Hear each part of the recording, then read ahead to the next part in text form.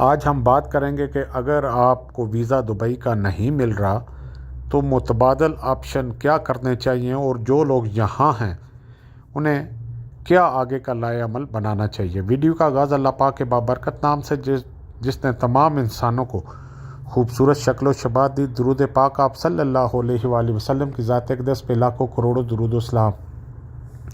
जैसा कि आपके इल्म में ही है, पाकिस्तानियों के वीज़े 2024 से लेके 2025 भी गुज़र चुका, लेकिन वीज़े ओपन नहीं हुए। कुछ वीज़े निकल रहे हैं, कुछ कंपनियों के निकल रहे हैं। इसका ये मतलब नहीं है कि वीज़े फ्रीक्वेंटली निकल रहे हैं। अगर हम परसेंटेज की बात करें तो 5% कह लें कि वीज़े निकल रहे हैं, ये भी शायद ज़्यादा हों, लेकिन वीज़े बाकी आलमोस्ट बंद हैं। अब जब से वीज़े बंद हुए हैं तो ड्राइवरों के हिसाब से शॉर्टेज हो गई, क्योंकि पहले लोग खुद वीज़ा लेते थे अपने पैसों का ही ड्राइविंग लाइसेंस बनवाते थे। फिर अगर कोई उनका दोस्त है तो उनके साथ काम करते थे। उसके बाद कहीं भी किसी भी कंपनी को ट्राई दे के अपना एक्सपीरियंस लाइसेंस शो करके वो अच्छी कंपनियों में जॉब करने लग जाते थे। अब 2 साल से ड्राइवर नहीं आ रहे। काफ़ी हद तक ये जो है वो खाना कह लें कि खाली जगह जो है वो इंडियन के सरदार पंजाबी लोगों ने पुर की हुई है, लेकिन इसके बावजूद भी ड्राइवरों की शॉर्टेज है।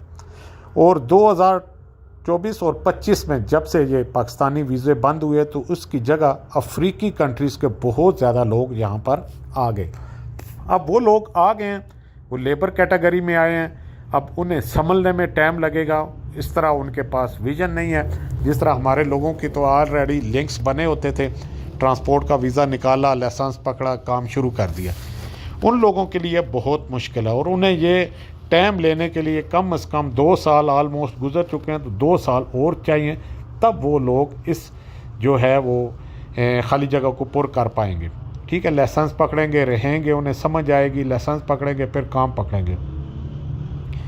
अब कंपनी को चाहिए ड्राइवर, और कंपनी इस टेंशन में या झंझट में नहीं पड़ती कि वो आपको पहले वीज़ा दे, फिर आप पे ख़र्चा करे लाइसेंस लेने का, फिर उसके बाद आपको गाड़ी दे और क्या पता गाड़ी आप ठोक दें। ठीक है, उन्हें तो वो ड्राइवर चाहिए जिसका एक्सपीरियंस पुराना हो, जो गाड़ी चला सकता हो, उसका रिकॉर्ड अच्छा हो, तो वो उन्हें हायर कर लेते हैं।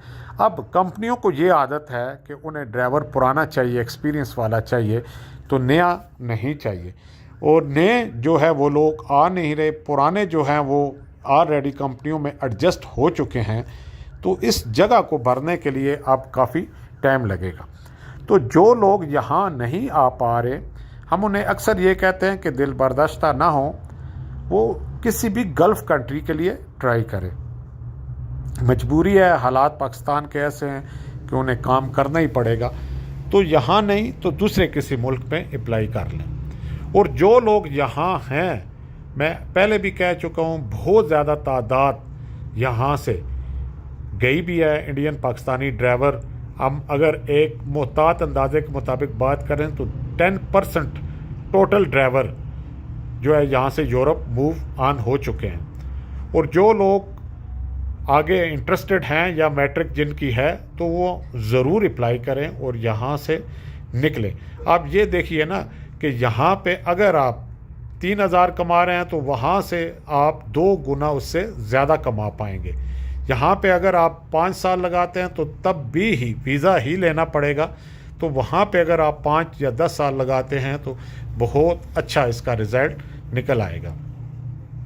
तीसरी ये बात है कि यहाँ पर मौसम बहुत गर्म है, वहाँ पर मौसम इसकी निस्बत बहुत ठंडा है, तो आपको इन्वायरमेंट जो है वो आपकी सेहत पर काफ़ी असर डालता है। तो जो लोग हैं वो इस मौके से ज़रूर फ़ायदा उठाएं और आगे यूरोप के लिए अप्लाई करें। और जिनके पास लाइसेंस नहीं है, यकीन करें कि वो लाइसेंस ज़रूर ले लें। इनसे अच्छा सुनहरी मौका उनको फिर कभी नहीं मिलेगा, क्योंकि मैंने कितने लोग हैं जो बिल्कुल ज़ीरो हैं, उन्हें भी ड्राइविंग पे लगवाया है। और जो लोग जिनके पास भी लाइसेंस है, हम अक्सर ढूंढते रहते हैं कि भाई मिल जाए, कंपनी को चाहिए। और कंपनियों को जब ड्राइवर नहीं मिलते तो वो यहाँ तक कह देते हैं कि कोई बात नहीं यार, कोई नया भी दे दो ताकि हम उसे ट्रेन कर लेंगे कुछ दिन कुछ टाइम हम उसे किसी सेकंड ड्राइवर के तौर पे भेजेंगे। तो जो लोग यहाँ हैं वो कोशिश ज़रूर करें कि वो लाइसेंस ले लें। हमें दें इजाज़त। अल्लाह हाफिज़।